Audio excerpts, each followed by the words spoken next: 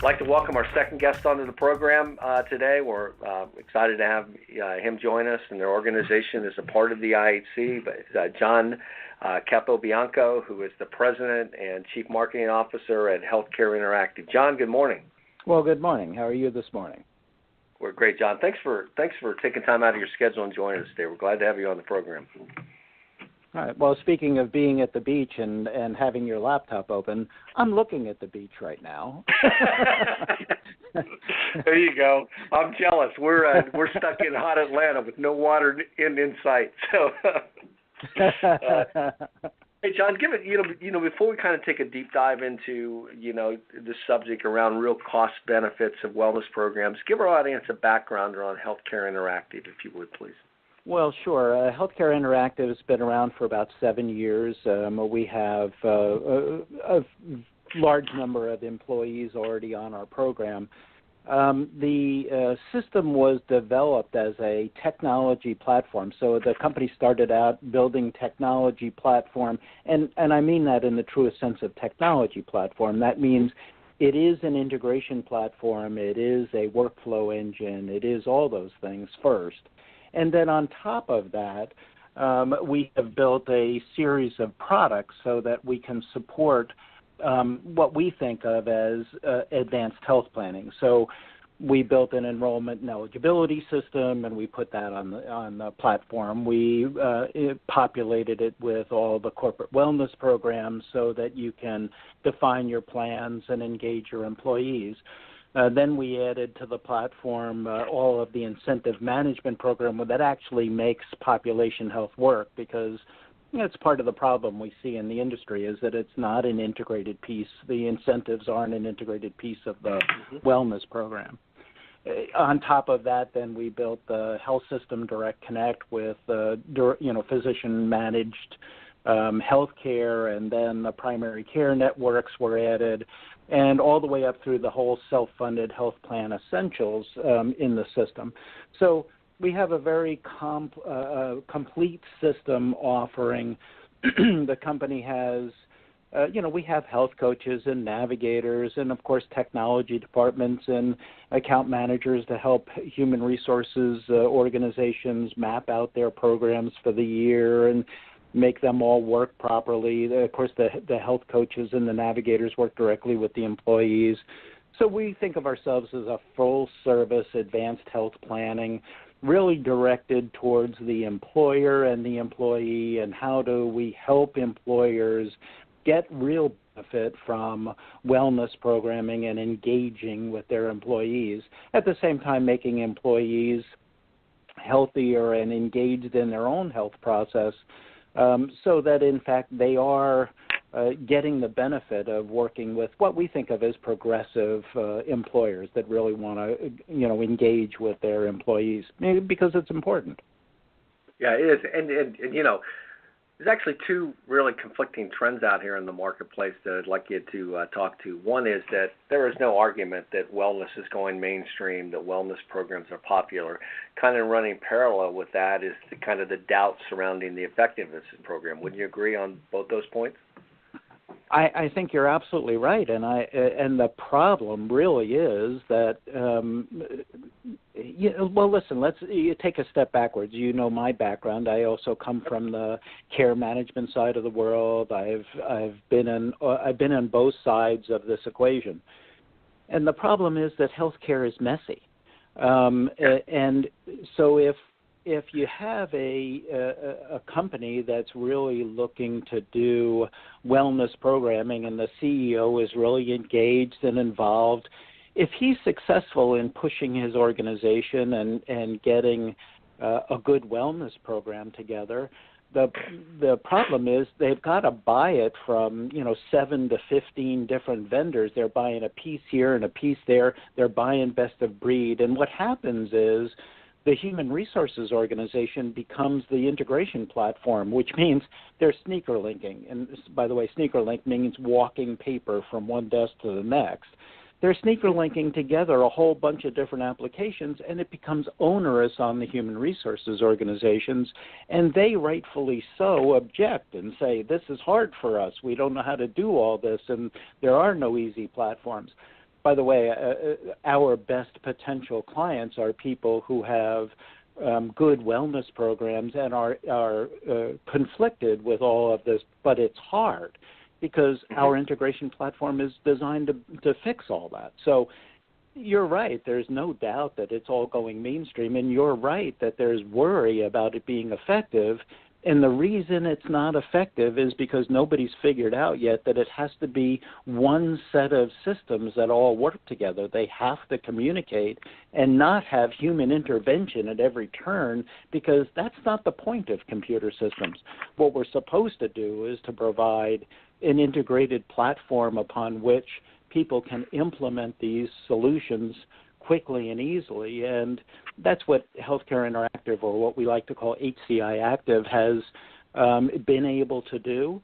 And according to the industry analysts I talk to, we are unique in this solution. Everybody else is trying to cobble together pieces, and I feel for the poor human resources organizations, because they're trying their best, but their job is very hard when there's no integration platform underneath it. Yeah, and I think you would probably agree with this too, is that health-related cost savings are incredibly important around the wellness program. They're important. But that's not the only thing. I mean, that's not the totality of really effectively measuring a wellness or well-being program, is it? Well, it really isn't. But of course, again, most of this is driven by HR organizations, and they are driven by the CFO showing up in front of them, usually late in the summer, saying, okay, what's this health program going to cost me this year? So it always starts out at cost. My problem with that is that means that you think that this is a commodity, and in fact, it's not a commodity. When we talk to employers, what we're saying is, we see 81% of large employers and 49% of smaller employers want to offer health improvement plans and wellness plans because it's a competitive advantage for them. You can't just compete for the best employees when really your goal is attracting and retaining employees, because that's how you build your business. You can't do it with just salary. You got to give them something else, because salary, by the way, is just a commodity. It's just money. But if you can give them great wellness programs, and a lot of them do, and since most of the employers are now self-insured, we know that, this is an important component for them. So instead of and by the way, I talk to C-suite people all the time, and while the CFO always asks me first, how much is all this going to cost and what am I going to save? My answer to that is cost savings are table stakes. Everybody's going to give you cost savings. That's the commodity. Okay? What you've got to look at is, how is this going to help you attract and retain employees, because that's how you get to market more quickly. That's how you expand your markets. That's how you retain your customers. And by the way, that increases your productivity and profitability, as well as drives down recruitment costs and retraining costs and all those other costs, not just the cost of healthcare. And that's what we have to look at in the larger picture of, how do you make your company more competitive? And of course you should save money. Okay, you should contain your costs, and you're going to do that by identifying where are the high-cost individuals. How do you engage them with health coaching? How do you make them not get worse? You probably can't make them better. You probably can't drive down their costs, but you can make them not cost more year after year after year. And that's where a lot of the health system cost savings come from. But you got to look at more than that. And we think that that's critically important. When I talk to CEOs, understand that. Sometimes, again, I always get frazzled a little bit when I read things in our industry, and I say, some newspaper article comes out, well, this city put in population health, and look at the money they saved. Yeah, but think about the people. Think about what happened with them. Think about how they engage. That's important. That's just as important as how much money you saved in your healthcare costs. Yeah, because it is a lift to productivity and performance, which are really two different things, as people talk about. And I think as we face a workforce shortage, a skilled workforce shortage in this country moving forward, retention is incredibly important, and wellness programs have a role to play there too, correct? Absolutely. Well, again, that's part of that whole attract and retention base. If you're going to look at how do I get this next great employee, which, by the way, there's a large cost associated with that, because not only do I have to attract them, I got to recruit them, I got to get them in, I got to give them I got to train them, I got to wait for them. Let's say you hire a salesperson. You don't actually think they're going to be productive for the first 4 months that you brought them in. So you're going to pay to bring in this person. You bring in a highly qualified person, you're probably going to pay a recruiter. You're probably going to train them on your products. You're going to wait for them to build their pipeline, and all that time you're paying. It's not just the cost of their health care, you're paying. Well, once you reach a point where they become productive, you want to now retain them. Well, you don't want the next guy to, in the next company next door looking and saying, oh, that's a good salesperson. I'll offer them 10% more in salary, and I'll steal them away after they've become trained in our industry. Well, you need to be able to retain them, and that's the thinking behind the wellness programs. When you engage the employee in wellness, through your efforts, through your company, you're telling them something different than I'll pay you. You're telling them, I care about you and your family. I'm going to bring you in. I'm going to help you and your family be healthier, have better well-being.